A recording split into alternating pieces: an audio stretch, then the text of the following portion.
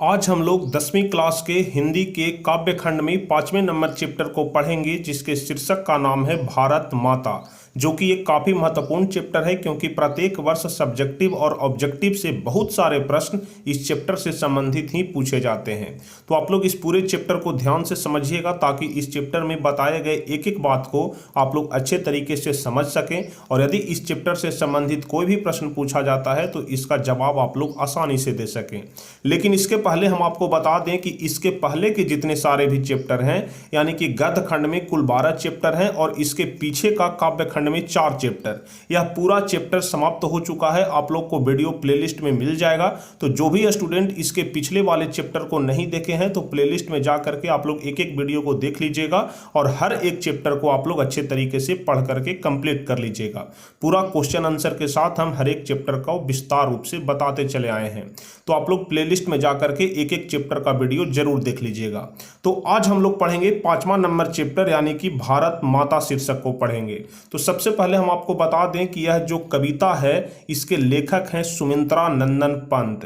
तो सबसे पहले हम आपको सुमित्रा नंदन पंत के बारे में बताएंगे कि सुमित्रा नंदन पंत कौन है, इनका जन्म कब हुआ था, इनके माता का क्या नाम था, इनके पिता का क्या नाम था, और इसके अलावा हम आपको बताएंगे कि इनकी प्रमुख रचना कौन कौन सी है। तो कवि परिचय में सबसे पहले हम आपको सुमित्रा नंदन पंत के बारे में बताएंगे और उसके बाद हम आपको इस कविता का सारांश बताएंगे, क्योंकि कविता का सारांश काफी ज्यादा महत्वपूर्ण होता है क्योंकि प्रत्येक वर्ष 5 नंबर का पूछा ही जाता है। तो उसके बाद हम आपको कविता का सारांश बताएंगे और उसके बाद सारे प्रश्न का उत्तर बताएंगे जो आपके किताब में दिया हुआ है। तो चलिए बिना समय गवाए हम लोग शुरू करेंगे, लेकिन उसके पहले यदि आप लोग चैनल पर नए हैं तो चैनल को जरूर सब्सक्राइब कर लीजिएगा ताकि आगे के भी हर एक वीडियो का नोटिफिकेशन आपको मिल सके। तो चलिए सबसे पहले हम आपको शीर्षक के बारे में थोड़ा बता देते हैं कि इस शीर्षक का अर्थ क्या हुआ। इसका नाम रखा गया है भारत माता और सुमित्रा नंदन पंत के द्वारा यह लिखा गया है। तो हम आपको बता दें कि इसका नाम भारत माता इसलिए पड़ा क्योंकि इस पूरे कविता में भारत के लोगों का वर्णन किया गया है, भारत का वर्णन किया गया है, वो भी उस समय का भारत जब भारत अंग्रेजों के जंजीरों से जकड़ा हुआ था, यानी कि अंग्रेजों का गुलाम था। तो सुमित्रा नंदन पंत इस कविता के माध्यम से यही बताना चाहते हैं कि जिस समय हमारा देश भारत अंग्रेजों के जंजीरों में जकड़ा हुआ था, अंग्रेजों का गुलाम बना हुआ था, उस समय भारत की स्थिति क्या थी, भारत के लोगों का दशा क्या था और भारत माता किस प्रकार से इन सभी दुखों को झेल रही थी। यही पूरे बात को इस कविता में बताया गया है और इसमें विस्तार रूप से समझाया गया है। तो चलिए हम भी आपको इस पूरे कविता के बारे में विस्तार रूप से बताएंगे। तो चलिए, तो कवि परिचय में सबसे पहले हम लोग सुमित्रा नंदन पंत के बारे में ही पढ़ेंगे कि उनका जन्म कब हुआ था, उनकी मृत्यु कब हुई थी, और उसके अलावा उनके पिताजी का क्या नाम था, उनके माताजी का क्या नाम था, उनकी प्राथमिक शिक्षा कहाँ से हुई। इन्हीं सभी चीज़ों के बारे में हम लोग उनके निजी जीवन के बारे में पढ़ेंगे कवि परिचय में। तो सबसे पहला प्रश्न तो आपका यही पूछा जाएगा कि भारत माता शीर्षक के कवि कौन है। तो इसका जवाब हो जाएगा कि सुमित्रा नंदन पंत हैं। और सुमित्रा नंदन पंत के बारे में आप लोग ध्यान रखिएगा कि इनका जन्म सन 1900 ईस्वी में अल्मोड़ा जिले के रमणीय स्थल कौसानी में हुआ था, जो कि अभी उत्तरांचल में पड़ता है। तो इनका जन्म स्थान आप लोग ध्यान रखिएगा, कहाँ में जन्म हुआ था, तो कौसानी में, जो कि अभी उत्तरांचल में पड़ता है। और एक बहुत ही दुखद घटना हुआ इनके जन्म के समय ही कि जन्म के 6 घंटे बाद ही माता सरस्वती देवी का देहांत हो गया। यानी कि जैसे ही सुमित्रा नंदन पंत का जन्म होता है तो जन्म के 6 घंटे के बाद ही उनके माता सरस्वती देवी का देहांत हो गया।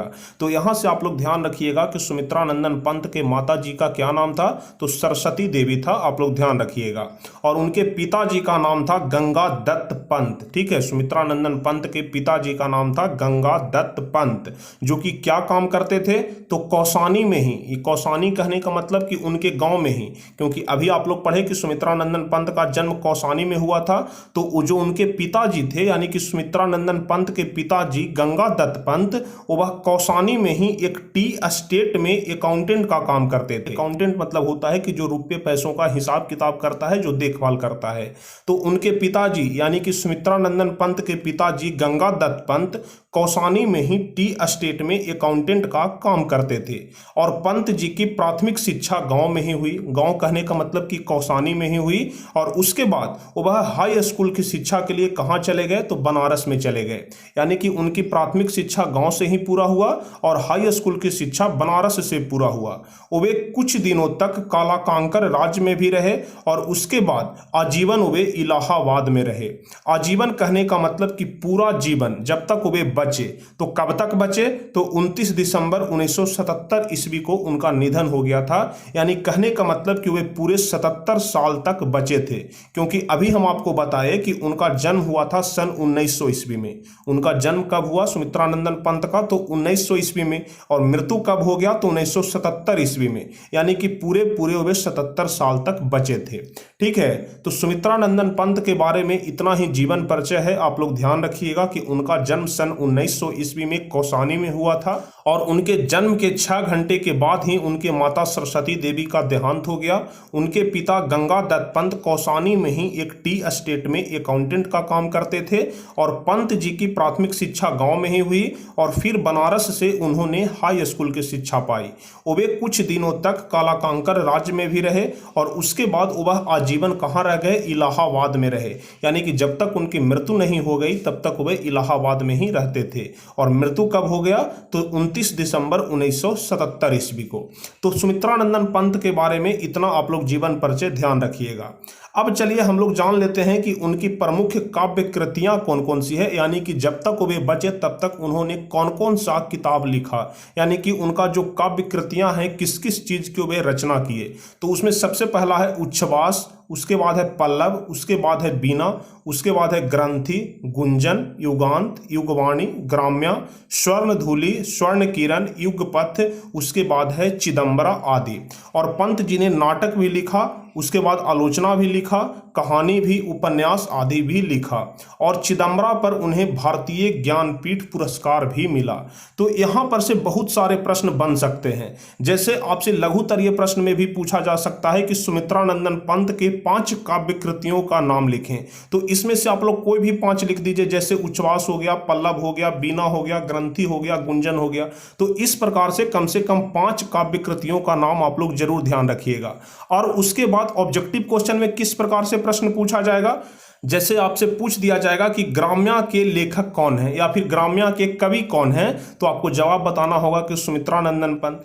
अगर आपसे पूछ दिया जाए कि स्वर्णधूलि के कवि कौन है, तो भी इसका जवाब होगा सुमित्रानंदन पंत। अगर आपसे पूछ दिया जाए कि सुमित्रानंदन पंत को कौन से रचना के लिए भारतीय ज्ञानपीठ पुरस्कार मिला, तो इसका जवाब हो जाएगा चिदंबरा।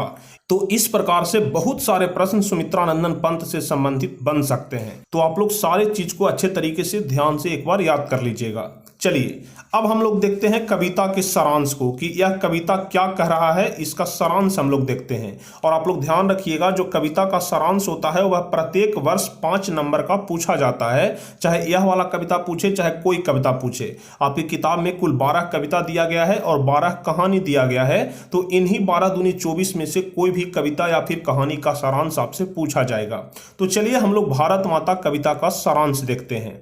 तो सबसे पहले आप लोग ध्यान रखिएगा कि छायावाद के 4 स्तंभों में एक सुमित्रानंदन पंत द्वारा चित्र भारत माता शीर्षक कविता एक चर्चित कविता है और कवि प्रवृत्ति से छायावादी हैं। देखिए यहां पर भी एक ऑब्जेक्टिव क्वेश्चन बनेगा कि सुमित्रानंदन पंत कौन से बात के कवि हैं, तो आपको जवाब देना होगा कि छायावाद के कवि हैं। ध्यान रखिएगा, सुमित्रानंदन पंत छायावादी कवि हैं। इसलिए अगर आपसे पूछा जाए कि कौन से बात के कवि हैं, तो छायावाद के कवि हैं। आप लोग ध्यान रखिएगा। परंतु उनके विचार जो हैं वह मानवतावादी है। उनकी प्रतिमा कलात्मक सूझ से संपन्न है और युग बोध के अनुसार अपनी काव्य भूमिका विस्तार करते रहना पंत की काव्य चेतना की विशेषता है। यहां तक तो आपको सुमित्रानंदन पंत के बारे में ही बताया गया है। अब देखिए यहां से शुरू है कि प्रस्तुत कविता कवि की प्रसिद्ध कविता उनकी कविताओं के संग्रह ग्राम्या से संकलित है। यहां से भी एक प्रश्न बनेगा कि जो भारत माता शीर्षक कविता है वह कहां से संकलित किया गया है, तो आपको बताना है कि ग्राम्या से संकलित किया गया है। ठीक है, सुमित्रानंदन पंत का एक बहुत ही फेमस रचना है ग्राम्या, वहीं से इस भारत माता कविता को संकलित किया गया है, यानी कि लिया गया है। यह कविता आधुनिक हिंदी के उत्कृष्ट प्रगीतों में शामिल की जाती है। इसमें अतीत के गरिमा गान द्वारा अब तक भारत का ऐसा चित्र खींचा गया था जो कि वास्तविक प्रतीत नहीं होता है। धन, वैभव, शिक्षा, संस्कृति, जीवन शैली आदि तमाम दृष्टियों से पिछड़ा हुआ, धुंधला और मटमैला दिखाई पड़ता है। यानी कि सुमित्रा नंदन पंत जो है वह भारत माता के बारे में बोलते हैं कि जितना सुंदर और सुशील हमारी भारत माता थी, अब वह उतना ही पिछड़ा हो गई है, अब वह उतना ही धुंधला हो गई है और उनका जो आंचल है वह मटमैला हो गया है। ठीक है, भारत माता के बारे में बोला जा रहा है जब हमारा देश अंग्रेजों का गुलाम था, और आप लोग जानते हैं कि जब हमारा देश अंग्रेजों का गुलाम था तो भारतीयों का शोषण और भारत का शोषण किस प्रकार से अंग्रेजों ने किया, लूटपाट किया, और यहाँ जितने सारे भी खजाना था सभी को वह चुरा करके अपने देश में लेकर के चला गया। तो वहीं सब चीज़ों का वर्णन करते हुए सुमित्रा नंदन पंत यहाँ बोलते हैं कि अब भारत माता का जो आंचल है वह धुंधला हो गया है, मटमैला दिखाई पड़ने लगा है। लेकिन कभी भारत का यथा तथ्य चित्र प्रस्तुत किया है। कभी कहते हैं कि भारत की आत्मा गांवों में निवास करती है। यह वाला प्रश्न बार बार पूछा जाता है हिंदी के ऑब्जेक्टिव क्वेश्चन में कि सुमित्रा नंदन पंत के अनुसार भारत की आत्मा कहाँ निवास करती है, तो आपको जवाब बताना है कि गांव में निवास करती है। ऐसे भी आप लोग गांव और शहर में अंतर तो जरूर देखे होंगे कि गांव का मौसम कितना सुहाना होता है और शहर का मौसम कितना गंदा होता है। मौसम गंदा कहने का मतलब कि जिस प्रकार का सामाजिक भेदभाव गांव में नहीं होता है उससे कहीं ज्यादा सामाजिक भेदभाव शहरों में होता है। समाज एक जैसे मिल करके रहते हैं, एक परिवार मिल करके रहते हैं गांव में, जैसे पूरा गांव जो है वह एक परिवार की तरफ रहता है, एक परिवार की तरह जीता है। लेकिन शहर में ऐसा बात नहीं होता है। इसलिए यहाँ पर सुमित्रानंदन पंत कहते हैं कि भारत की आत्मा गांवों में निवास करती है। ऐसी धारणा रखने वाले भारत माता क्षुब्ध और उदासीन है और सस्य श्यामल धरती आज धूल धूसरित हो गई है।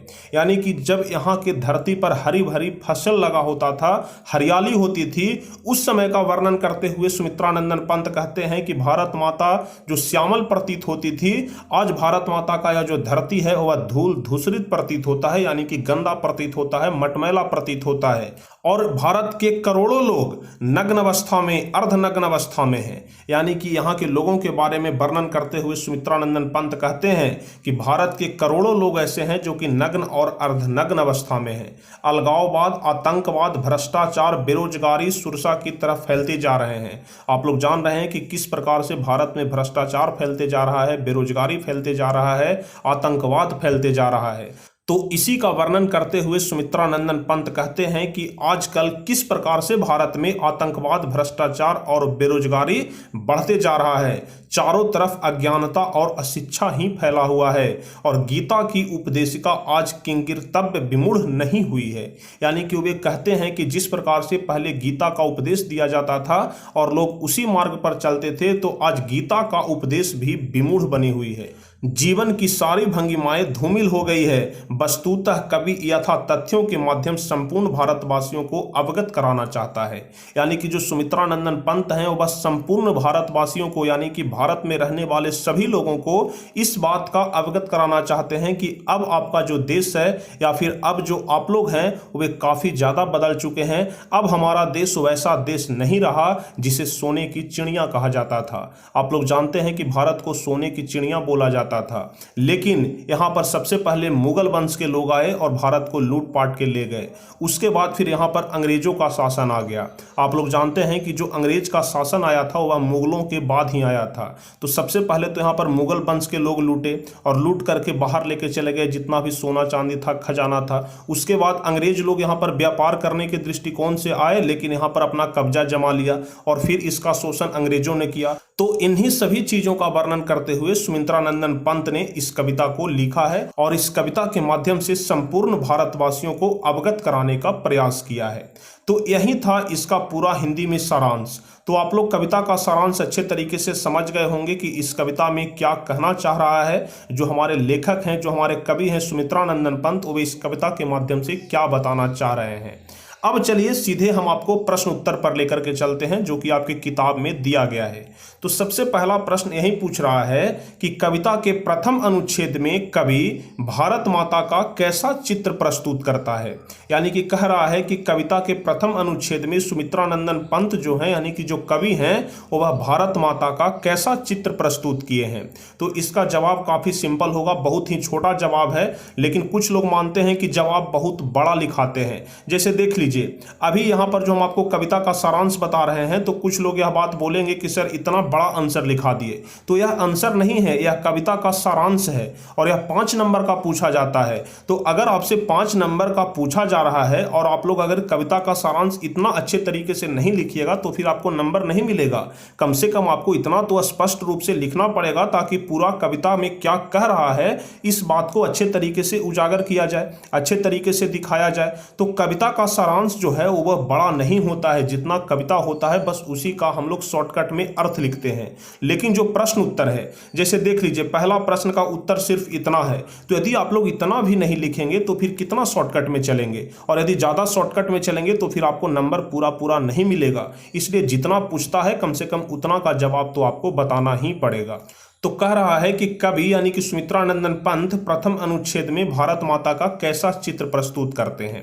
तो इसका जवाब होगा कि कविता के प्रथम अनुच्छेद में कवि ने भारत माता के रूपों का सजीवात्मक रूप प्रतीत किया है। कहने का मतलब कि सजीवों का तरह, जिस प्रकार से सजीवों में जान होता है उसी प्रकार ने सुमित्रानंदन पंत ने भारत माता कविता के प्रथम अनुच्छेद में सजीवात्मक रूप प्रस्तुत किया है या फिर प्रदर्शित किया है। उन्होंने कहा है कि गांव में बसने वाली भारत माता आज धूल धूसरित हो गई है, सस्य श्यामल न रहकर उदासीन बन गई है, उनका आंचल मैला हो गया है और गंगा यमुना के निर्मल जल प्रदूषित हो गए हैं। इसकी मिट्टी में पहले जैसी प्रतिमा और यश नहीं है और आज यह उदास हो गई है। यानी कि पहले अनुच्छेद में सुमित्रानंदन पंत ने भारत माता के बारे में बोला है कि भारत माता का आंचल अब मैला हो गया है, यह पहले जैसा श्यामल नहीं है, अब धूल धूसरित हो गया है, और जो गंगा और यमुना का जल जो स्वच्छ होता था आज वह जल भी प्रदूषित हो गया है और इसकी मिट्टी में पहले जैसी प्रतिमा और यश नहीं है और आज यह उदास हो गई है। तो इतना सिंपल तो इसका जवाब है, इतना तो आप लोग बहुत अच्छे तरीके से याद कर लेंगे और बिल्कुल सिंपल लैंग्वेज में है। जो भी प्रश्न हम यहाँ पर आपको बता रहे हैं काफ़ी सरल तरीके से बता रहे हैं, काफ़ी सिंपल भाषा में बता रहे हैं, तो बिल्कुल आसानी से आपको यह पूरा प्रश्न याद हो जाएगा। तो पहला प्रश्न का उत्तर तो आप लोग देख लिए। अब चलिए दूसरा नंबर प्रश्न कह रहा है कि भारत माता अपने ही घर में प्रवासिनी क्यों बनी हुई है। देखिए प्रवासिनी कहने का मतलब होता है कि घर से कहीं जो बाहर चला जाता है उसको प्रवासिनी बोलते हैं। जैसे आप लोग पढ़े होंगे कि प्रवास क्या होता है, भूगोल में आप लोग को पढ़ना है कि प्रवास क्या होता है। जैसे आप लोग अपने रोजगार के तलाश में अपने गांव से अपने शहर से कहीं बाहर कमाने के लिए जाते हैं तो उसी को बोला जाता है कि यहाँ प्रवास हो रहा है, यानी कि कोई बाहर जा रहा है। तो जैसे यहाँ पर कह रहे हैं कि भारत माता अपने ही घर में प्रवासिनी क्यों बनी हुई है, यानी कि भारत माता का यह अपना घर है, फिर भी ऐसा क्यों प्रतीत होता है कि भारत माता कहीं दूसरे जगह से आई है, भारत माता को यहाँ पर आज़ादी नहीं है, इस प्रकार का अनुभव हमें क्यों प्राप्त होता है।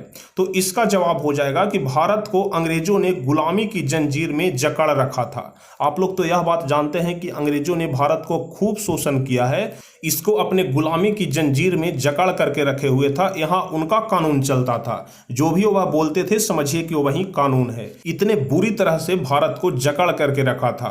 तो इसी बात को लिखते हैं कि भारत को अंग्रेजों ने गुलामी की जंजीर में जकड़ रखा था। इस देश पर अंग्रेजी हुकूमत कायम थी, यहाँ की जनता का कोई अधिकार नहीं था, अपने घर में रहकर पराये आदेश को मानना विवशता था। यानी कि भारत के लोग तो यहाँ के थे लेकिन अपने घर के रहते हुए भी विदेशियों का बात मानना पड़ता था, क्योंकि अंग्रेजी लोग विदेशी थे, ब्रिटेन से आए थे। तो यहाँ का जो भारतीय लोग थे उनको उनका बात मानना पड़ता था, क्योंकि उन्हीं का हुकूमत था, उन्हीं का शासन था। तो इसी बात को लिखते हैं कि अपने घर में रहकर भी पराये आदेश को मानना उनकी विवशता थी और परतंत्रता की बेड़ी में जकड़ी काल के कुचक्र में फंसी विवश भारत माता चुपचाप अपने पुत्रों पर किए गए अत्याचार को देख रही थी। यानी कि भारत माता के पुत्रों पर, यानी कि भारत के लोगों पर जिस तरह का अत्याचार हो रहा था, भारत माता बस चुपचाप उसे सहन कर रही थी और चुपचाप अत्याचार को देख रही थी। यहाँ की धरती दूसरे के अधीन थी और भारत माँ के पुत्र स्वतंत्र विचरण नहीं कर सकते थे। इसलिए कवि ने परतंत्रता को दर्शाते हुए मुखरित किया है कि भारत माता अपने ही घर में परवासनी बनी हुई है। यानी कि यह जो वाक्य है कि भारत माता अपने ही घर में परवासनी क्यों बनी हुई है, तो इसका जवाब यही हो जाएगा कि क्योंकि यहाँ अंग्रेजों का शासन था, यहाँ अंग्रेजी हुकूमत चलता था और जो भी लोग यहाँ पर रहते थे उनको अंग्रेजों का बात मानना पड़ता था, और जो भी लोग यहाँ पर अंग्रेजों का बात नहीं मानते थे उनको बहुत कठोर दंड दिया जाता था। तो इसलिए सुमित्रानंदन पंत कहते हैं कि अपने घर में रहकर भी दूसरों का आदेश मानना पड़ता था, क्योंकि हमारा जो भारत देश था वह बेड़ी में जकड़ा हुआ था, काल के कुचक्र में फंसा हुआ था, और जो भारत माता थी वह चुपचाप अपने पुत्रों का अत्याचार देख करके सहन कर रही थी। तो दूसरा नंबर प्रश्न का भी जवाब काफी सिंपल है, आप लोग समझ गए होंगे। अब चलिए तीसरा नंबर प्रश्न हम लोग देखते हैं। कह रहा है कि कविता में कवि भारतवासियों का कैसा चित्र खींचता है। यानी कि जो यह कविता है इसमें भारतवासियों का यानी कि भारत के लोगों के बारे में क्या बताया गया है, इसी बात को लिखना है। तो यह वाला प्रश्न भी काफी सिंपल है, बस आप लोग ध्यान से समझिएगा। कह रहा है कि प्रस्तुत कविता में कवि ने दर्शाया है कि परतंत्र भारत की स्थिति दयनीय हो गई थी। अंग्रेजों ने सुसंपन्न, सुसंस्कृत और सभ्य, शिक्षित और सोने की चिड़िया स्वरूप भारत को निर्धनता, दीनता की हालत में ला दिया था। यानी कहने का मतलब कि जिस देश को सोने का चिड़िया कहा जाता था, आज उस देश की स्थिति ऐसी थी कि भारत निर्धन हो गया था और दीनता की हालत में आ गया था। दीनता कहने का मतलब भी गरीब होता है और निर्धन कहने का मतलब भी गरीब लाचार होता है। तो इसका मतलब हो गया कि जिस देश को सोने की चिड़िया कहा जाता था, जो देश धन से पूरा संपन्न था, आज वह देश गरीब हो गया है और परतंत्र भारतवासियों को नंगे बदन और भूखे रहना पड़ता था। परतंत्र भारत कहने का मतलब कि जो दूसरों के जंजाल में जकड़ा हुआ है, वैसे भारतवासियों को नंगे बदन सोना पड़ता था और कभी कभी तो भूखे भी रहना पड़ता था। और यहाँ की 30 करोड़ जनता, क्योंकि जब हमारा देश आजाद हुआ था उस समय भारत की जनसंख्या सिर्फ 30 करोड़ ही थी। आज तो 130 करोड़ हो गया है, लेकिन उस समय सिर्फ 30 करोड़ थी। तो क्योंकि कविता उस समय का लिखा हुआ है, इसलिए यहां पर कहा गया है कि यहां की 30 करोड़ जनता शोषित, पीड़ित, मूढ़, असभ्य, अशिक्षित, निर्धन एवं वृक्षों के नीचे निवास करने वाली थी। यानी कि यहाँ की जो पूरी जनसंख्या थी, पूरी जनता थी, वह बहुत ही ज्यादा शोषित थी, उसके अलावा असभ्य थी, अशिक्षित थी और काफी गरीब थी और इतना लाचार थी कि वृक्षों के नीचे निवास करने के लिए मजबूर थी। और कवि ने भारतवासियों के दीन हालत यानी कि गरीबता हालत को, यथार्थ को देखते हुए इसी बात को इस कहानी में दर्शाया है, इस कविता में दर्शाया है। अर्थात जो तत्कालीन भारतीय हैं वह मूढ़, असभ्य, निर्धन और अशिक्षित बन गए थे। यानी कहने का मतलब कि सुमित्रानंदन पंत यहाँ पर कहते हैं कि जो हमारा भारत देश है और भारत देश में रहने वाले जितने सारे भी लोग हैं वह काफी जर्जर स्थिति में जी रहे हैं। उनके शरीर पर वस्त्र नहीं है, उनके खाने के लिए भोजन नहीं है, क्योंकि यहाँ पर दूसरे लोगों का शासन चल रहा है। और जिस देश को सोने की चिड़िया कहा जाता था, आज वह देश गरीबता के हालत से जूझ रहा है। तो कुल मिलाकर के तीसरा नंबर प्रश्न में आपसे यही पूछ रहा था कि इस कविता में कवि ने भारतवासियों का कैसा चित्र खींचा है। तो भारतवासियों के बारे में सुमित्रानंदन पंत क्या बोले हैं, इसके बारे में हम आपको यहाँ पर बता दिए। तो तीसरा नंबर प्रश्न भी आपका कंप्लीट हो गया। अब चलिए चौथा नंबर प्रश्न हम लोग देख लेते हैं। कह रहा है कि भारत माता का ह्रास भी राहु ग्रसित क्यों दिखाई पड़ता है। देखिए, राहु ग्रसित कहने का मतलब होता है, जैसे आप लोग अपने पंडित जी के पास जाते होंगे और बोलते होंगे कि देखिए तो जरा हम पर कौन सा ग्रह चल रहा है, तो वे बहुत सारे ग्रह का नाम बताते होंगे कि आप पर शनि का प्रकोप है, आप पर राहु का प्रकोप है, आप पर मंगल ग्रह का प्रकोप है। इस प्रकार से बहुत सारे ग्रह के बारे में आपको बताते होंगे कि आप पर ऐसा ऐसा ग्रह चल रहा है। तो उसमें एक ग्रह जो होता है वह राहु भी होता है, राहु, केतु, शनि, इस प्रकार से आप लोग जरूर सुने होंगे। तो यहां पर कवि कहते हैं कि भारत माता का जो ह्रास है वह राहु ग्रसित क्यों दिखाई पड़ता है। यानी कि कहा जा रहा है कि जो भारत माता है वह ऐसा क्यों प्रतीत हो रहे हैं कि उन पर बहुत बड़ा ग्रह आ गया है, यानी कि वे बहुत बड़े दुख में हैं। तो इसी बात का यहां पर जवाब हो जाएगा कि विदेशियों के द्वारा बार बार लूटने और रौंदने से भारत माता का चित्र जो है वह विकीर्ण हो गया है। विदेशियों कहने का मतलब कि पहले तो मोहम्मद गजनबी के द्वारा लूटा गया। आप लोग जानते हैं कि सोने का जो खजाना खजान था उसी को लूट लिया गया और यहाँ से लूट करके बहुत सारा सोना ले गया। उसके बाद मुगल वंश के लोग आए जिसमें अकबर, बाबर, हुमायूं, जहांगीर, शाहजहां, इस प्रकार से लोग आए जो कि मुगल वंश के थे और वो भी भारत को पूरा शोषित किए। उसके बाद यहाँ अंग्रेज लोग अपना कब्जा कर लिए और वो भी भारत से बहुत सारे चीज अपने देश को लेकर चले गए। तो इस प्रकार से कहा जा रहा है कि विदेशियों के द्वारा बार बार लूटने और रौंदने से भारत माता का चित्र विकीर्ण हो गया है और मुगलों के बाद अंग्रेजों ने लूटना शुरू कर दिया था। अभी हम आपको बताएं कि मुगलों के बाद जैसे ही मुगल वंश समाप्त होता है उसके बाद अंग्रेजों का शासन आ जाता है। आप लोग इतिहास पढ़ेंगे उसमें आधुनिक भारत में यह चीज पढ़ना है कि मुगलों के बाद अंग्रेजों का शासन आ जाता है, क्योंकि जैसे ही मुगल वंश समाप्त होता है यहाँ पर अंग्रेज लोग व्यापार के दृष्टिकोण से आते हैं कि भारत में जाकर के व्यापार करेंगे, लेकिन धीरे धीरे भारत का स्थिति देख करके वो यहाँ पर कब्जा कर लेते हैं और अपना शासन स्थापित कर लेते हैं। तो कह रहा है कि मुगलों के बाद अंग्रेजों ने लूटना शुरू कर दिया और आज यह दूसरे के द्वारा रौंदी जा रही है। जिस तरह धरती सब कुछ सहन करती है उसी तरह यह भारत माता भी सबका ध्वंस और उपद्रव आदि सहज भाव से सहन करती है। कहने का मतलब कि जिस प्रकार से हमारे देश की यह धरती है वह सभी का भार सहन कर रही है, उसी प्रकार से भारत माता भी सबका ध्वंस और सबका उपद्रव आदि सहज भाव से सहन करती है। और कह रहे हैं कि चंद्रमा अनायास राहु द्वारा ग्रसित हो जाता है और उसी तरह यह धरती भी विदेशी आक्रमणकारी जैसे राहु से ग्रसित हो गया है। यहाँ पर जो सुमित्रानंदन पंत है वह विदेशी आक्रमणकारी को राहु से संबोधित किए हैं। जिस प्रकार से आदमी पर ग्रह चलता है तो शनि का ग्रह आ जाता है, मंगल का प्रकोप आ जाता है, राहु का प्रकोप आ जाता है, केतु का प्रकोप आ जाता है, उसी प्रकार से जो हमारे कवि सुमित्रानंदन पंत जी हैं वह विदेशी आक्रमणकारी को कहने का मतलब कि अंग्रेजों को राहु के नाम से संबोधित किए हैं कि जो अंग्रेज भी हैं वह भी एक ग्रह के जैसा ही हैं और उनको राहु नाम से वह संबोधित किए हैं। तो कुल मिलाकर के आप लोग यहां पर समझ गए होंगे कि भारत का ह्रास भी राहु ग्रसित क्यों दिखाई पड़ता है। तो चौथा नंबर प्रश्न भी काफी आसान है, आप लोग अच्छे तरीके से समझ गए होंगे।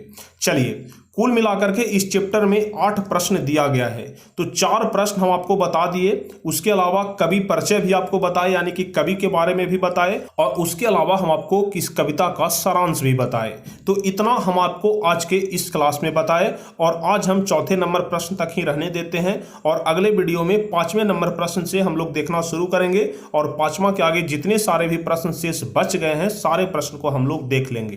तो उम्मीद करते हैं कि चौथा नंबर प्रश्न तक आप लोग अच्छे तरीके से समझ गए होंगे, कोई भी दिक्कत नहीं होगा। अगर थोड़ा सा भी दिक्कत है तो आप लोग नीचे कमेंट में जरूर बताइएगा और अगर आपको कोई दिक्कत नहीं है, अच्छे तरीके से या पूरा प्रश्न आपको समझ में आ गया है, यह चैप्टर आपको अच्छे तरीके से यदि समझ में आ रहा है, जो हम आपको पढ़ा रहे हैं वह भली भांति आपके दिमाग में जा रहा है, तो आप लोग कमेंट में जरूर बताइएगा कि हाँ सर हमें अच्छे तरीके से समझ में आ रहा है, क्योंकि आपका एक पॉजिटिव कमेंट ही हमें आगे मेहनत करने के लिए बहुत ज़्यादा प्रेरित करता है। आप लोग जब अच्छे अच्छे कमेंट करते हैं तो उससे हमें एनर्जी मिलती है और मन करता है कि दिन भर हम आपको पढ़ाते रहें, इतने बेस्ट तरीके से पढ़ाएं जितना बेस्ट अभी तक आपको कोई नहीं पढ़ाया होगा। और हम हर एक चीज़ को बहुत ही सिंपल भाषा में आपको समझाने की कोशिश करते हैं ताकि आपके पास 1% का भी दिक्कत ना हो, क्योंकि हम भली भांति जानते हैं कि आप लोग ऑनलाइन क्लास कर रहे हैं और ऑनलाइन में आपका डाउट क्लियर करने वाला कोई नहीं रहेगा, इसलिए हम शुरू में ही ऐसा पढ़ा देते हैं ताकि आपका डाउट ही न बचे। डाउट नहीं रहेगा तो उसका क्लियर करने का भी जरूरत नहीं पड़ेगा, क्योंकि अगर डाउट है तभी उसको क्लियर करना पड़ेगा, अगर डाउट नहीं है तो क्लियर करने का भी कोई गुंजाइश नहीं है। तो इसलिए हम हर एक चीज को बहुत ही सिंपल भाषा में करके समझाते हैं ताकि आप लोग को अच्छे तरीके से समझ में आ जाए। तो चलिए, यदि आप लोग को यह वीडियो अच्छा लगा हो तो आप लोग जल्दी से इस वीडियो को लाइक कर दीजिए, अपने दोस्तों के बीच अपने ग्रुप्स में इस वीडियो को शेयर कर दीजिए ताकि अधिक से अधिक लोगों को पता चल सके। और इसके अलावा जो भी स्टूडेंट इस चैनल पर नए हैं, अभी तक चैनल को सब्सक्राइब नहीं किए हैं, तो चैनल को जरूर सब्सक्राइब कर लीजिएगा ताकि आगे के भी हर एक वीडियो का नोटिफिकेशन आपको मिल सके। तो चलिए फिर मिलते हैं हम अगले क्लास में, तब तक के लिए जय हिंद, धन्यवाद।